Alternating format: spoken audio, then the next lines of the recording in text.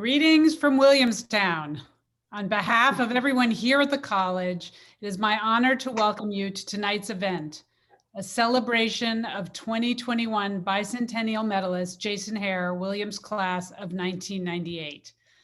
The Bicentennial Medals program was created by the Bicentennial Commission on the occasion of the college's 200th anniversary in 1993 to help build and strengthen ties with alumni, students, faculty, parents, and friends, and to increase their sense of pride in the college.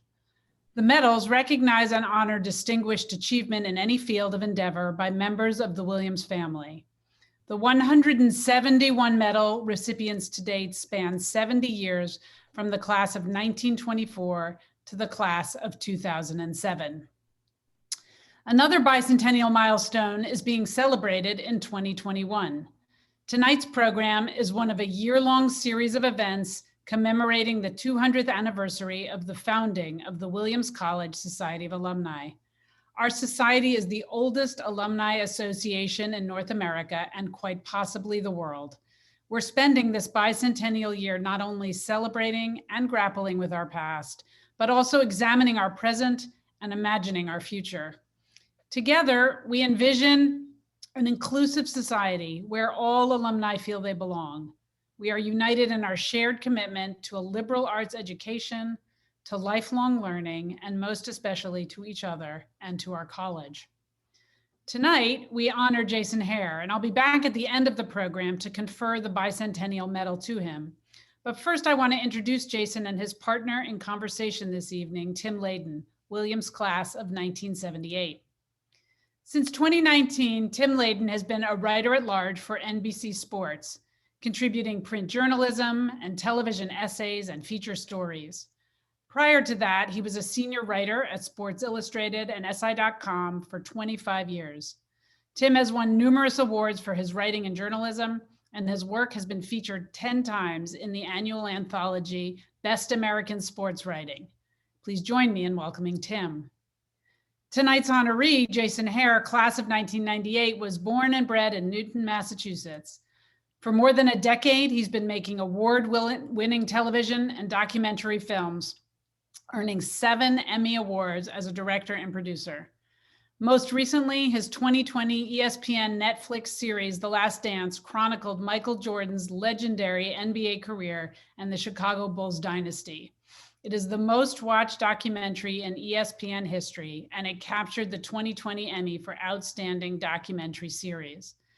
Jason's 2018 documentary, Andre the Giant, was the most watched film in HBO sports history and delves into the wrestling legend's career, as well as the personal struggles he faced. Jason also has 2 well-known ESPN 30 for 30 documentaries, The 85 Bears, which was nominated for Outstanding Documentary at the National Sports Emmys, and The Fab Five, which is among the highest rated documentaries in the 30 for 30 library. He developed the acclaimed HBO Sports 24/7 franchise, producing and directing its first 2 seasons. And so I hope you will please join me in welcoming Jason. A few reminders before turning over our virtual stage to Tim and Jason. Please feel free to utilize the chat as a space to engage with the community. I see you're all doing that already, and share any reflections or comments you may have. And if you have any questions for Jason, please utilize the Q&A function at the bottom of your Zoom toolbar at any time during today's talk. We'll have dedicated time for Q&A at the end of the presentation, but you can submit your questions as you think of them. Welcome, Tim and Jason. Well, thank you very much, Maud, and it's a real honor and a pleasure to be here tonight and share this time with Jason. And let me just say, Jason, congratulations. Let me add my congratulations to everyone else's, not only as an alumnus of Williams and not only as someone who watched every minute of The Last Dance and all your previous documentaries, but also as somebody who's a member of the Williams College sports journalism and content world, which is not always the best known subgroup of the college, but it's an important one, and we're all very proud of you to see you get this honor tonight and to share it with you. Let me just ask you, what has the last year of your life been like? You've been doing great work for a while, but obviously The Last Dance was in an entirely different place. How has that been for you? Fast. It's been the fastest 12 months, I think, of my life. None of us, inside or outside our business, expected this, what our lives have become 12 months ago. So, April and May was just rocket fuel, light speed fast, because we were not done with the series. It was a 10-part series, and we'd been making it for the better part of 3 years at that point, but we weren't nearly done with the entire series. So we were working morning, noon, and night, quite literally, to get it done. And then it took a month or two to kind of just decompress from that 3-year, pressure cooker. And then it's just been navigating the pandemic like everybody else and trying to figure out what are the next steps in my career, in my life, after everything opens back up. So I started dating my now fiance the night after we started work on The Last Dance. Wow. And now we're engaged, and we're going to get married next fall up in the Berkshires. And that's how much my life has changed, both in and out of the professional realm. But it's been very, very fast, like I said. But if you pinpointed any month, I could tell you exactly what was going on in that month, because it's all been the ripple effect of The Last Dance is still going on. All positive. The opportunities that have come from that, and the stories that I've always wanted to tell, and the genres that I've always wanted to get into, style of storytelling I've wanted to get into, documentary and otherwise. The opportunities have been really plentiful. So I'm extremely grateful for that. Well, congratulations on that, and obviously congratulations on getting married next fall. That's great news, and it's got to be exciting. I think, like I said to you before we got started here, it's good because you don't have much going on in your life, so you can devote all your time to preparing for a wedding. Yeah. I want to ask you, we talked a little bit about this when we were prepping here, but no one really knows where Williams is going to take them, where life is going to take them after they're at Williams College. I'm wondering, let's just say it's 23, 24 years ago, and we're on campus together. I wouldn't have been, because I would have been much older than you. But let's just say that I run into 20-year-old Jason Hehir in Baxter Hall or Coalfield or somewhere, and I said to you at that time, "Hey, Jason, in 2021, you're going to come back to Williams virtually and receive the highest honor that the college gives to an alumnus for things that you have done in your life in the prior year, 5 years, 10 years." If I had said that to you when you were a sophomore, junior, senior at Williams, how would you have reacted to that? I doubt you would have found me, because I would have had a hat pulled down over my face, and I would have been just trying to get through my Williams experience, academically at least, the way that so many of my friends were. I certainly wouldn't have believed that, and I would have been happy just to pass the next class and try and get out of there, in one piece. I had aspirations to be either a director or basically Bob Costas. My goal was to either be a sportscaster or a filmmaker. And I thought, it was the generosity of Sam Flood, class of '83, and him bringing me down to New York City to work for NBC Sports as a PA back then, bottom of the barrel, bottom of the totem pole, low paying job. But that was my graduate school, was working 2 or 3 years at NBC and learning the ropes of the business. And there were people who had come before me that Sam had brought in. Pete Regaris 2 years before me, Rob Hyland a year before me, Matt Marvin, who was my roommate and came down essentially with me. And all of us were just kind of grinding the way that everybody else would grind. But a lot of the lessons that we learned at Williams, I still employ them today, which was basically just, delivering what you hope is high quality product on a deadline. But at Williams, to answer your question, I would have been very confused as to what I possibly could have done to earn that award, that honor. And I still am, because I went to school with and followed and preceded so many people who were so talented in so many endeavors.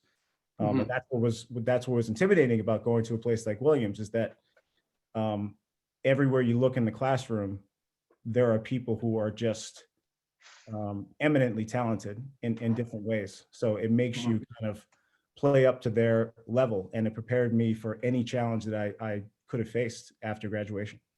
And how did you get from that point? I mean, you mentioned NBC and Sam Flood, who's a friend of mine as well, and a guy that I work with now. Yep. How did you get from that sort of intimidated sense and that pulling your hat down over your forehead and trying to survive? In a nutshell, how did you get from there to finding a path? I think it's competitiveness, to be honest with you. I think it's, the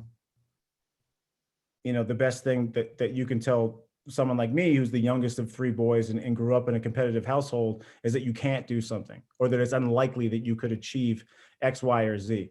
And that just makes you put your head down and compete harder or work harder. So it taught me, Williams certainly taught me, and then NBC under Sam taught me the value of hard work and the value of a work ethic. And my parents taught me that from the time that we were little. Mhm. I learned to type before I really learned to write, because my parents got us a computer when I was little. And we used to have to write these essays every week.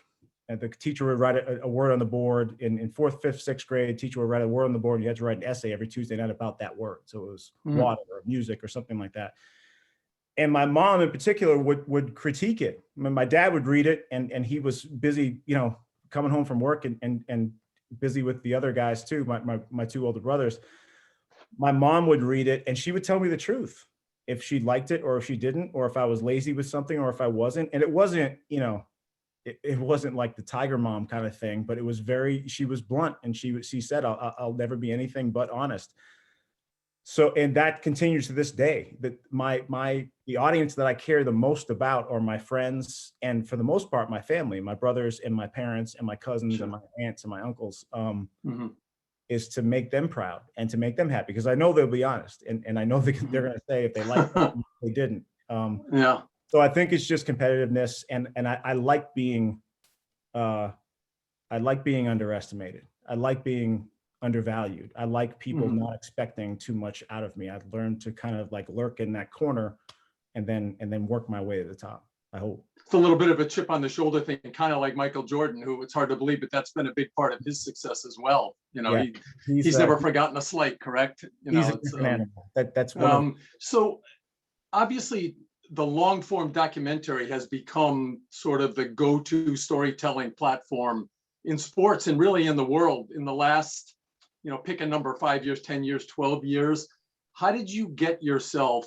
I think you mentioned to me that there was a class or a connection at Williams that opened your eyes to documentaries. yeah. So kind of relate that for me a little bit. And also, once you got into the sports content world at NBC and beyond there, how did you make your way to documentaries? Well, to answer the first part of that question, I had always been interested in documentaries or in making our own movies. My brothers and I, 85% of the time we were playing a sport. And if it was raining out, or if we weren't doing that, if it was too dark or whatever, we were making movies, chasing each other around the house with cameras. And oftentimes I had to be the one holding the camera because they're older and they get to be the stars, and I was the one. But I was always fascinated by that, just to take pictures, whether still photos or it's video footage of people, and to try and tell their story that way. Hmm. But at Williams, I was more and more into it. We had HBO in our dorms, and when we lived in Poker Flats senior year, we had our own cable in our own room, which I think now is probably standard. But back when I went to school, there was one TV in Morgan. There was one TV in what was called Mission. Sure. Couldn't watch television. There was only one thing, and everybody had to agree to watch that one thing. So when we got Mhm. our own cable TV in Poker Flats, we felt like we were living in we were high class at that point. So I remember Yeah. watching there was an Ali Liston documentary. Ali Liston, yeah, there was an Ali documentary on HBO that we Hmm. loved when we were Kings. It was called Ali Foreman, I'm sorry. But then I took a class, my senior seminar, I was an English major. My senior seminar was with a professor named Sean Rosenheim, and he taught a class called documentary fiction. And he may still teach it today. I'm not sure of that. But that was the first time he had taught it. And he kind of foretold the rise of reality TV and the value of documentaries in this world of burgeoning content and the proliferation of people with their own movie cameras making their own movies. So we were assigned everything from Errol Morris movies, The Thin Blue Line, to the Tanya Harding sex tape. It was an examination of how these home movie cameras and people's movie cameras telling stories where people, you didn't know what they were going to do next. That was the future of media. And he was right. So my senior seminar, I think instead of writing a paper, I cut together a film out of clips of the '92 LA riots. And I'm sure I'd be embarrassed by it now, but I really was focused on that. And I was fascinated by that class. There were only 8 or 9 of us in that class. And those discussions, that resonated with me maybe more than any class that I took at Williams, which I guess is the goal, your thesis class as a major. And then at NBC and then later HBO, I always gravitated towards the documentary side rather than the live telecast side. So I was in live trucks, 3, 2, 1, you're on the air live, and you have to have the right graphics and spell everybody's name right. And it's football games, it's Wimbledon, it's horse racing, it's the World Series. But I always wanted the time to sit there and tell the story the way that I wanted to tell it, and to take 6 months and get footage together. That was a passion of mine. If I had $1 billion, I'd still be sitting there in an edit room telling stories that way. So it grew from there. I got opportunities at NBC. I met Bob Costas at NBC, and he went and had a show at HBO. He brought me over to that show. I had opportunities there. And then I think President Mandel mentioned 24/7. I did that show, and that got me opportunities. I left HBO, and then I did a bunch of 30 for 30s, and then the Andre the Giant documentary and The Last Dance. And here we are. I'm talking to you. So when was the first, I mean, you were on a fairly fast track the whole time. I mean, relatively speaking, it probably didn't seem that way to you at all times. No. But I mean, I started out the Schenectady Gazette covering high school sports, and 16 years later, I was at Sports Illustrated. But there's times in that 16 years seems like it took like an hour, but at the time it seemed like it took 160 years. When in your career what was the break that put you behind the camera, making your own stuff, and how did it happen? It was 24/7 was kind of a fulcrum for me, because that was a blank slate, and that was management at HBO saying, you can tell this story however you want. We need to tell the story of 2 boxers and their lives leading up to this huge fight they're going to have. And the goal here is to get people to spend 50 or 60 bucks on this fight. So we need you to care about these 2 people and their families and their wives and their kids and their rivalry and all that. By going in and documenting their lives day to day, week to week. So the stuff that we were shooting on Friday was making it into the show. It was 4 Sunday nights in a row. And the stuff that we were shooting on Friday and sometimes Saturday was making it into the show on Sunday. And then the show became a character. So week 1, it was the premiere. Week 2, we were showing footage of both fighters and their families watching week 1. And week 3, the stuff that happened in week 2, their reaction to week 1, the fighter's dad, Floyd Mayweather's dad, left camp because he was mad at what Floyd said to him. So that was groundbreaking in a way that we didn't realize at the time, because most shows are shot, you shoot them, you edit them, and you air them all in separate chunks. This was being done all at the same time. It's almost like reality and documentary in one piece, right? Really? Which back then the landscape was mostly dominated by reality TV, if you would call it that. It was Super Nanny and Wife Swap and shows like that. Biggest Loser. Those were huge shows. Survivor. Survivor still, I think they're going to their 41st season now. So that's a mainstay. That's kind of a blue chipper in that area. But,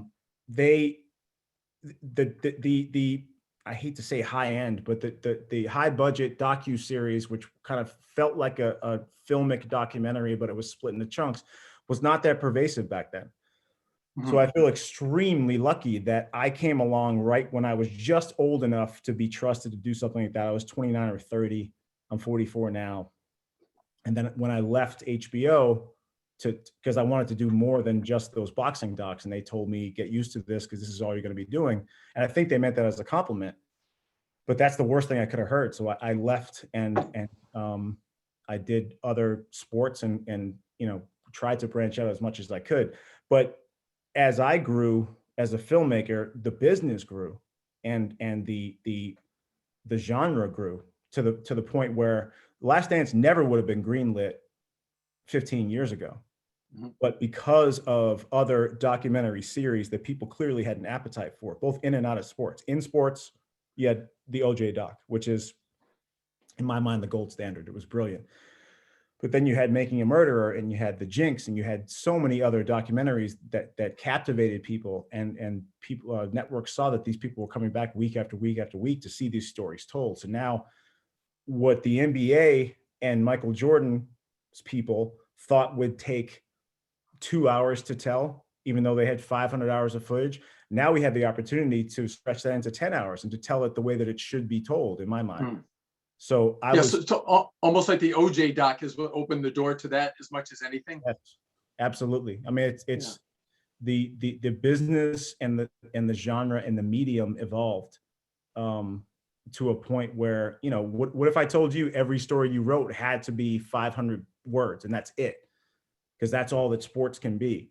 But then more and more people clearly wanted to read sports pieces. So then you could write 5,000 words if you wanted to read. You could write a book if you wanted to. So it was immensely liberating and exciting for people like me, because I still, in the business, consider myself on the youngish side. I wouldn't say young. Back then, I was literally young. So it was really exciting.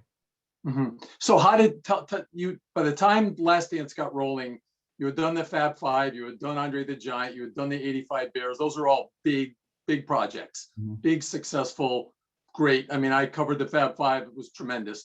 How did the Jordan connection happen, to whatever extent you can tell us?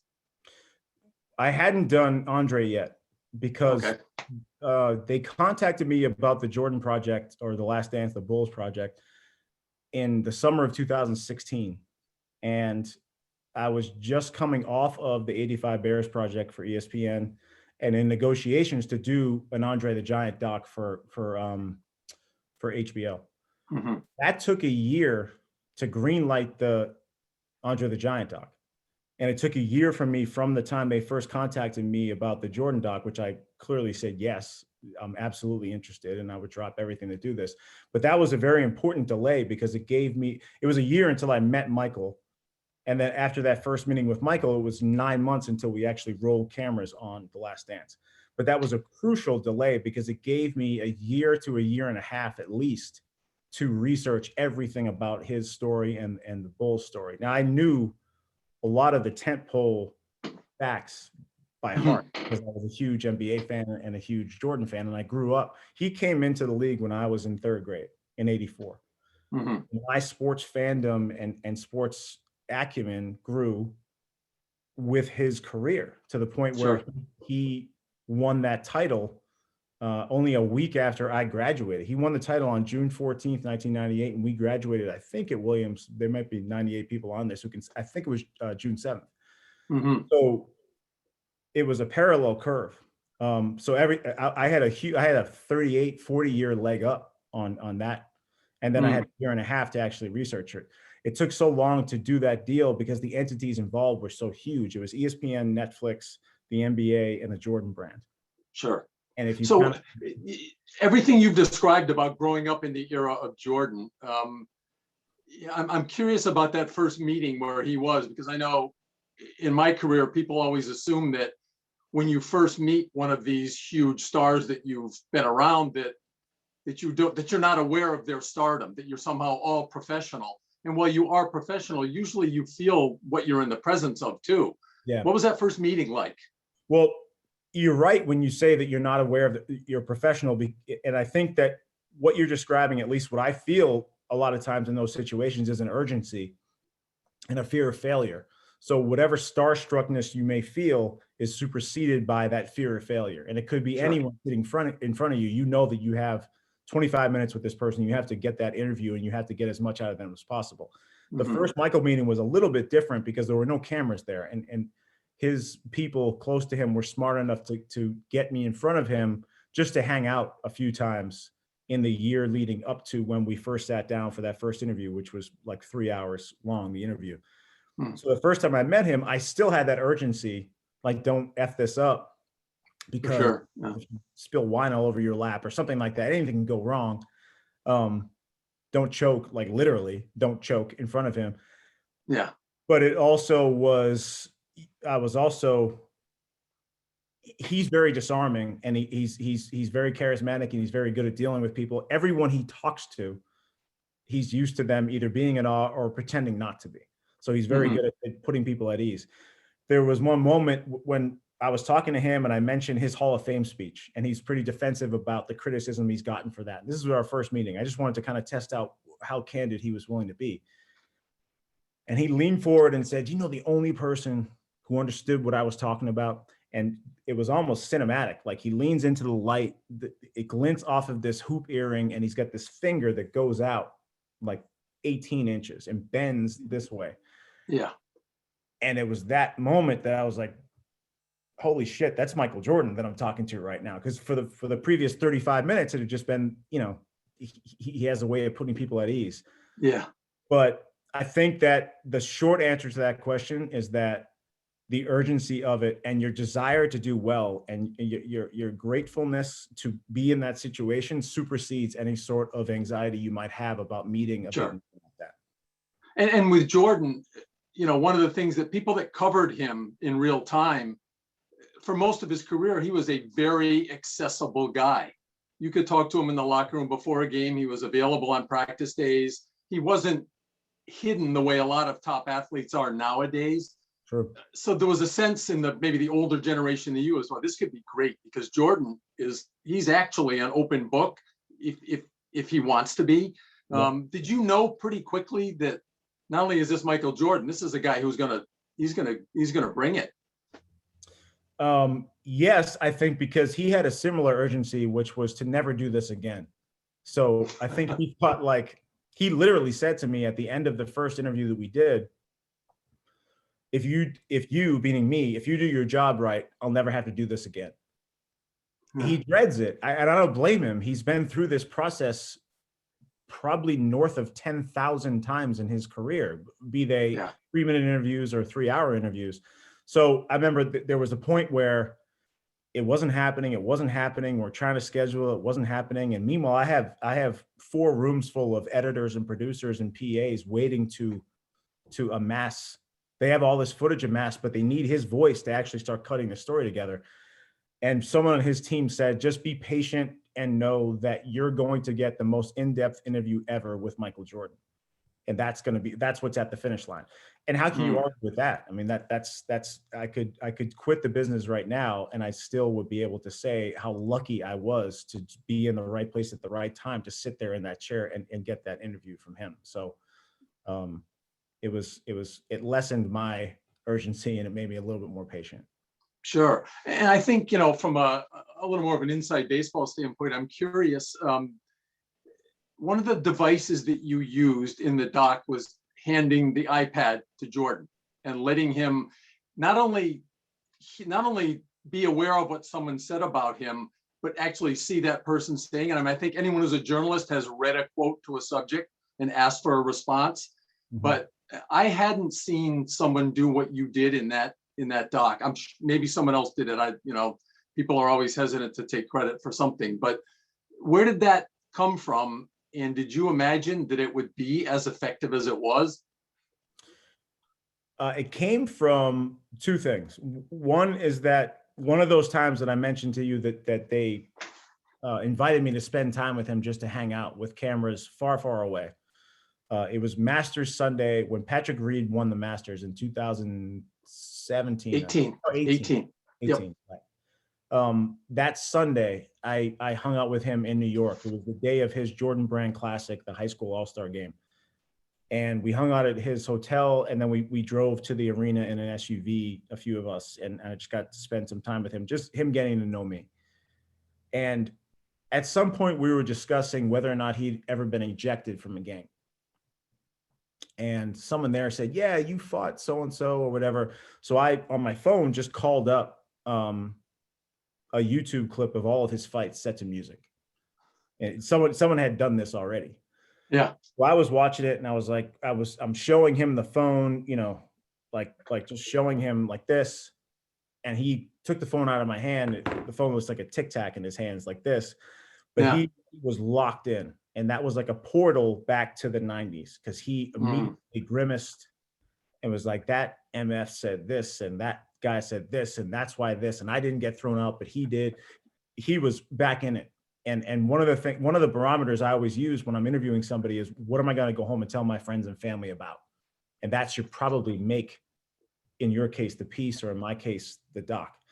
Sure. And my thought was, if I could only capture this moment of watching Michael Jordan narrate, you know, passionately his own fights, how cool would that be? So that was that. And then the second thing is you mentioned, you know, like, and I've done the thing too, we're reading quotes from somebody else to somebody, but especially Michael doesn't care about me. You know, I'm another journalist to him. But if he hears Isaiah Thomas's voice, if he hears Gary Payton's voice, to incite his competitiveness, if he hears his mom's voice to elicit some emotion in him, it's just always better, I thought, to give him something where he can actually hear from the person and not have me, you know, third hand telling him what someone may or may not have told me. This is evidence that this is what someone actually said about you. And he likes games. Sure. All of us do. But he's been interviewed, like I said, 10,000 times. My challenge, I always said to myself, was how can I make this different? How can I make this fun for him? My mom used to always talk about how she, when we were in church, she would give us, you know, a bag of Cheerios for the first 10 minutes when I was 2 or 3, and then a Matchbox car or something just to occupy us, to get us through. I needed these little things to occupy him. So if I saw him slumping in his chair or getting, understandably, just like the tedium of some of these questions that I have to ask, like, where did you grow up and those things. If he was getting bored or getting a little bit slow, I could pep him up and say, like, okay, here's a bag of Cheerios. Here's the iPad, hit play on that. You don't know what's coming, but I want to see your raw reaction. And it paid dividends. It was great. It was fun.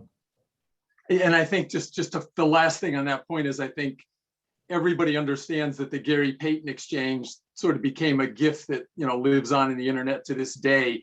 I'm just imagining, when you saw Jordan's reaction to that moment, did you know how good it was? Of course, I definitely knew how good it was. But I had no idea the memeability of these things. You can never. I was shocked when the Isaiah moment, which is also like a GIF and a meme. That's kind of the eye roll. Yeah. That was like, whoa, we're getting raw F this guy energy from Michael. So I wasn't thinking that at all. When the Gary Payton thing happened, that was a moment of comic relief. And there's very few moments you cherish them when you're doing an interview, and you know this too, Tim. When someone says something and you think that's going in the piece, sometimes I'll say to the person, just to keep them occupied, that's making it into the movie. Like you're totally. Yeah. So that's one of those things where I need to say it to him, but him howling, laughing at anything is definitely going to make it in. Yeah. Well, I could ask you questions all night and we could go back and forth, but, you know, we've got a bunch of people that are asking questions live here. So let me throw a couple at you.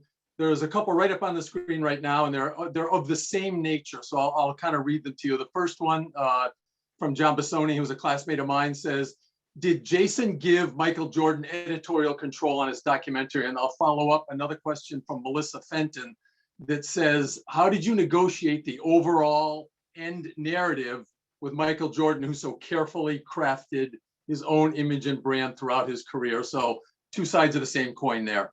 Yeah, no, I'm glad you asked that, because that's been much discussed online in the wake of this series. I think I never saw the contract for this. You know, I mentioned these mammoth entities before that were in this contract, which is ESPN, Netflix, the Jordan brand, or Michael's company, whatever you want to call that, Jump 23, and the NBA. I was hired by a production company to do this with my team, and I amassed the team. So I never saw the wording of that. My guess is that he probably could have. If he had a problem with what we did in that doc, he probably could have flexed enough muscle that the NBA would have acquiesced. or Netflix or ESPN would have, because when you do a doc like that, the difference in doing a doc about someone who has passed already, or like an OJ who kind of culturally has passed, there's no fear amongst the people who are talking. Michael still incites a lot of fear Sure. and he casts a large shadow over both basketball and pop culture as a whole. Mhm. He was adamant from the time that I met him the first time. I said to him, I grew up when I grew up. I was born in 76. I was a child of the 80s and 90s. I had your poster on my walls, but there are going to be questions that I have to ask you that may be uncomfortable. And you can answer those however you want to answer them. But in order to be responsible here and have some integrity, I have to ask those questions, and that's how we can go forward, Sure. And he said, you can ask me anything you want. And there was no one ever off limits to interview. There was never there weren't restrictions that were placed on me to tell us. So it's frustrating when people say, it's hagiography and Michael had the last word. He probably could have had the last word. I think that the person who cared the least about this project was Michael Jordan. Michael's out golfing and he's worth $2 billion, and he is very comfortable with his place in the basketball world and in the world at large. So it wasn't like he was watching rough cuts and saying, I don't like that angle of me, or use a better shot of me. When it came to the pandemic, it was telling, because he was just as locked down as everybody else was. So Sure. who you were, if it was Obama or Jordan or my PA or me, we were all locked down the same way. So he was watching cuts, and I would get third-hand comments from him, make sure that this game was in April, not May, and you're showing a highlight from this, like little minutia that was like, okay, we're showing a highlight from May, but we're talking about a game in April, little things like that. But editorially, there was nothing, he never censored us, and he never, no one from his team ever said. If anything, the comments I was getting from his team were creative and aesthetic, music choices and color palettes and things like that I did not expect to get. I expected to have to fight battles about, if I came into this thing, I'll finish this answer this way. If 4 years ago you told me that we would be able to address two of the following topics: his gambling, his father's murder, the conspiracy theories around his leaving the NBA, the way that he treats his teammates, the fact that he said Republicans buy sneakers too, and how it still resonates today. If we were able to discuss two of those things, and by the way, and keeping Isaiah Thomas off the dream team, off the dream team, and were you responsible for your father's death? So there's 7 things. If you told me we could discuss two of those, I would have said we're lucky, and I'll take the hits publicly when people say it's a puff piece. Yep. We were 7 for 7. So when people say hagiography or puff piece, listen, sometimes people are great, and sometimes you get to celebrate their greatness. It doesn't mean it's a puff piece or a hagiography if you're celebrating greatness, because we did address the things that weren't great. But whatever resonated with you, if the greatness resonated with you more than the detrimental aspects of their personality, so be it. But that doesn't mean that we didn't address those things. So that's how it Sure. Yep. Here's a comic relief question from John Wood. What was it like interviewing Dennis Rodman? Difficult. Dennis, we chased for a while to lock him down, and he was a few hours late. I've told this story before, forgive me if you've heard it, but he showed up a few hours late. I met him at the front desk of the hotel where we were shooting, and I walked him up to the room where we were doing it, and he said, what's this about? And we had been telling him for the better part of a year and a half what this was about. So I said, it's a 10-hour documentary about the Bulls dynasty, and you're one of the main characters of it. He said, all right, I'll give you 10 minutes. Now, every page of questions that I have is an hour, and I had 6 pages of questions. So I'm walking down this long hallway with him staring straight ahead behind these huge sunglasses, and I'm thinking, how the hell am I going to convince this guy that I need him for a lot longer than 10 minutes? He sat down, and I said, do you need anything? And he said he wanted a tuna fish sub from Subway, and he wanted I think it was chai tea or chai latte or something like that. I forget what kind of tea he wanted. So we had two runners there. One of them went to room service to get the latte, and the other one had to sprint to Subway to get him the tuna sub. But we got him there, and that's another place where it was this exact phone that I was showing him clips on, because I was like, he doesn't care what I'm telling him Michael said to me. Here's what Michael says about you. Yeah. That was the way to keep him there. But you had to pull out all the stops and all the tricks to keep him occupied and keep him in that chair. Yeah. There's a question here. This question is from Sue Stred, and she asks, and I'm not familiar with this, but if it's true, I'd love to hear it. How did you feel the one time that Jordan got up and walked away? Did that happen once? Or He said break. He said break at the end of episode 7. Okay. He was getting really emotional talking about. Right. Yep. I asked him if he was ambivalent about the perception of him as an animal, a super competitor who sacrificed friendships, and I'm paraphrasing the question. Sure. But he gave this impassioned answer, and by the end he was tearing up, and he said break. So how did I feel? That was 45 minutes into the first interview. How I felt was fantastic, because it was his signal to me that he had come to play. This was not going to be just typical boring answers. He was actually zoned in. Yep, makes sense. Question from Tony Davidson. Obviously, we've talked about the arc of the sports documentary in the world right now. I'll ask it the way Tony asked it, was who is the next great sports documentary going to be about? And my question would be, to piggyback on that one, who would you like to get next if it was a sports documentary?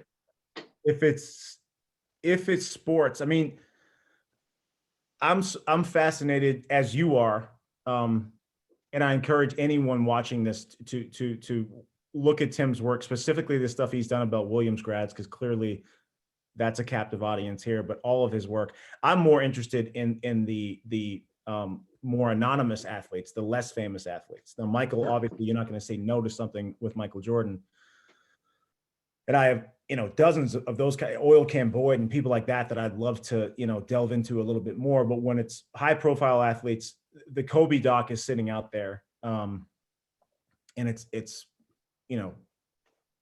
I'm kind of ambivalent about Kobe as far as my passion goes. Clearly, his impact on the game and his passing were shocking. But Kobe doc would be one. I do think the Tiger doc that just came out, I thought was exceptionally well made. And I can sympathize with them that Tiger did not cooperate in the making of that doc. So I try to defend the filmmakers, and I don't know them. But I try to defend them when people say like, yeah, but it wasn't that good. I try to say like, do you understand how tough it is to tell a story when the main storyteller is not there and has told all of his contemporaries not to participate? So all you get is Nick Faldo and Rocco Mediate to tell the story of very well the best golfer of all time. I do think that Tiger will tell his story one day, and that's one that I would absolutely throw my hat in the ring for. There's a Brady doc, and you're a Boston guy. Do you have high hopes for that? Are you anxious to watch it? I do. In my experience, Brady's been a guy who I know he has emotions in him that he can share, but he rarely has. What are your hopes for that one? And I know you're not involved in it. I'm not involved at all. I'll be first in line to watch it as a fan, both of the genre and as someone who roots for all documentarians, and as a rabid Patriots fan, I'll be watching. Yeah. I do think there's a danger in, well, I'll say this, I'll keep it positive. I think there's an advantage in telling someone's story a decade or so out, because I think that honesty only increases as you get farther and farther away from the finish line of someone's career. And that right now, if you interview Brady about his career, or if you interview teammates or coaches of his, Bill Belichick doesn't want to sit down for a 3-hour interview about Tom Brady. Bill Belichick wants to figure out how not to go 7-9 next year. Yeah. So waiting for him 10 years, and he will still be around somewhere in that hoodie, waiting for Tom's teammates and himself to retire. we benefited greatly from distance and scarcity of story and of storytellers in the wake of The Last Dance. So all of a sudden, it became entertaining for people who had experienced it, and it became entertaining, I hope, for people who were being educated about it, who knew Michael Jordan as a logo, but not as a person. I feel like that's where Brady's impact on the culture will be. Maybe not on shoes, but maybe somewhere else in 10 or 15 years. And I think that I would love to see the story told a decade or so out from now. But I will be watching that, no doubt, and I'm sure they'll do a great job. There have been a number of people that have asked this question, and it's the logical one as we're getting to the end of our part of this. What is next for you that you can tell us about, and where does your passion lie at the moment? There's a lot that's next. Nothing is in stone. I said at the beginning of our conversation that this project has given me a lot of opportunities outside of just the sports genre. And I grew up in sports, and I grew up in a sports family and with a bat or a ball on my hand for most of my childhood. But I am interested in a lot of other things. So there is a pretty large music documentary that I think is going to be announced relatively soon. There's a true crime doc with Boston roots that we are close to inking a deal with a major network that's going to be announced soon. There's some social justice stuff. And then there's, I've realized that I have a passion and a love for mentoring and nurturing younger filmmakers. And I've gotten a lot of opportunities, or I will have, I hope, a lot of opportunities soon to actually executive produce projects or anthologies with younger filmmakers, particularly underrepresented filmmakers, Black filmmakers, Latinos, Asians, trans, gay, bi, and getting their stories told. Because my documentary genre is largely built of white males. And that's just the way it's been for my entire time. There's some white females, but it's mostly white males. And to get an opportunity to start turning that oil tanker a little bit in a positive direction and to correct some of those mistakes that have been made in the past in hiring, or, I'm excited about that. I'm excited about the opportunity to try and propel this industry in the way that it should be propelled. Jason, we have a couple extra minutes, so I'm going to ask a couple other questions. This one comes from John Calkins. He says, I love the early episode focusing on Scottie Pippen's roots and his rise at Central Arkansas from obscurity to lottery pick. Were you surprised at reports that Scottie was unhappy about the way he believed he was portrayed? And I would piggyback on that and say, what's your relationship with Scottie at this point? I don't have a relationship with any of those guys. Sure. I was skeptical about reports that he was dismayed or distraught, I think was one of the words that one of your colleagues had used, because I wanted to hear from Scottie himself. And I think he did eventually speak on it. And there were reports that he spoke to Michael and said he wasn't happy about it. My thing is this: Scottie was nothing but fantastic to us. And I had heard, Scottie's going to be difficult, and he's one of the more difficult guys. He helped us to our car with the equipment from his house. Like, he could not have been a more down to earth, nice guy. He gave me all the time in the world. And none of these people getting any money to do this. They're doing this out of the kindness of their heart. They're sitting there and opening up their soul. Scottie still works for the Bulls as an ambassador or whatever, but he's still getting a paycheck from them, as a lot of these guys are.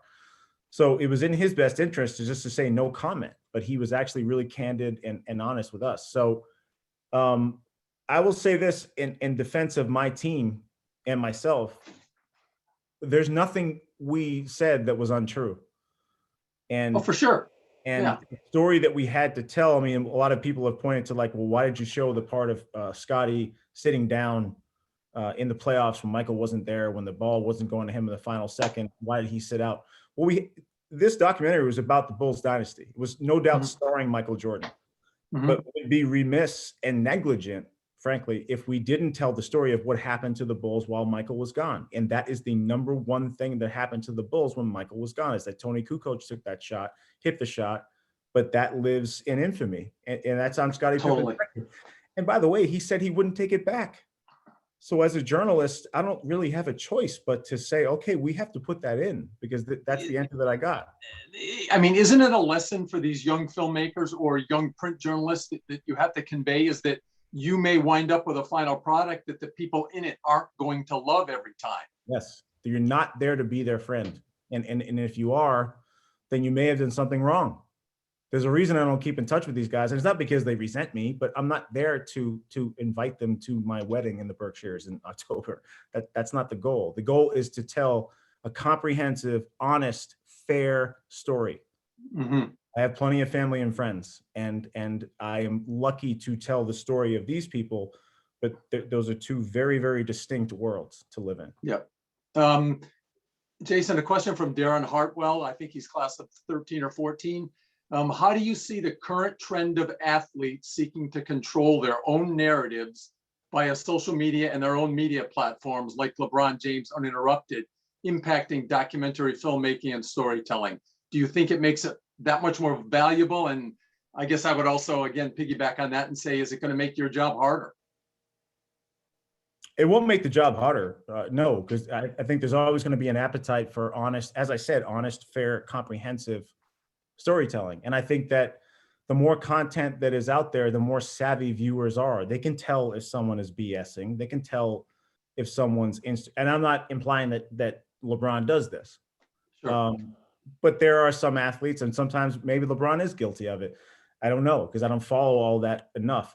But I do think that audiences now are savvy enough to know, frankly, the bullshit from the reality, and the honesty from the contrived, just seeking fame and instant fortune. So if there's there's a lot about TikTok and those things that I don't know, but I would like to believe that good storytelling, entertaining storytelling, honest storytelling, and comprehensive storytelling is always going to be in fashion. Last question. Do you still have the passion you have for this right now? Is it in a place you never imagined it would be, with so much in front of you? For this business? Yeah, for what you're doing. I mean, you must feel like you are Absolutely. in a place you could almost never imagine being. And I feel incredibly lucky. I feel lucky to have been born when I was born, and for I mentioned before, the arc of Michael's career and my fandom is parallel. Well, the arc of the growth of documentaries and the appetite for documentaries has grown from my graduation from Williams in '98 to right now in 2021. mm-hmm. But also the opportunities that I was given by my parents, who Williams wasn't free, and they paid for me to go to a place like this, and mortgaged houses and things like that, or mortgaged their home and things like that to get me to go here. The people that I work with, all of us worked for each other on all of these projects that we've discussed tonight, because all of us hit the wall at certain points. And I'm sure a lot of people who are watching tonight can relate to being on a team at work, if it's in journalism, if it's in finance, if it's in law, if it's in the medical profession. Sometimes you hit a wall and you work for the people that you're lucky enough to be on a team with. And Sure. I feel incredibly lucky to have been teammates with those people. So now to have opportunities to not only give those people more work, but to bring up another generation of filmmakers and mentor them and teach them the things that I learned, particularly people who typically don't get opportunities in this genre, and to try and affect a new generation of storytellers. I feel incredibly, incredibly lucky and grateful. Well, we're incredibly lucky, and we're incredibly grateful to be able to consume your work. And we all consider ourselves lucky to call you a fellow EAF. At this time, I'm going to turn the program back over to President Mandel for the awarding of the Bicentennial Medal. And from my perspective, it was a pleasure to talk with you, and hope to see you down the road somewhere, Jason. Likewise, Tim. Thanks.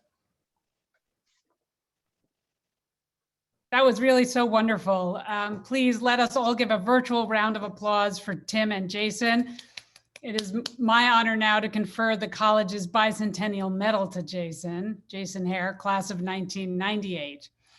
So who'd have thunk that the talk of the sports world would one day be a self-described 6-foot, 0-inch left-hander who throws in the upper 70s? But there you have been. By all accounts, you completely won the sports lockdown season, doing so from your seat in the director's chair. As if your previous array of Emmys was not enough, The Last Dance, your 10-part documentary on the 1998 Chicago Bulls, and particularly Michael Jordan, caused a polar vortex on Twitter each Sunday and fueled the nation's virtual water cooler conversation through the rest of the week. We should say you did it from the director's chairs, since you wove together never before released footage with more than 100 interviews that you personally conducted around the country with all the important people, including 2 former US presidents. Most revealing were your one-on-ones with Jordan, which managed to reveal the human side of this Olympian figure. Even as children said they learned new things about him. In your hands, this story grew from one about games to one of what drives individual greatness, of the often unstable chemistry of team excellence, of how athleticism can become an art form, and of why sports remains such a powerful force throughout human history. In fact, it's fair to say that if basketball has never been the same since Michael, sports journalism will never be the same after Jason.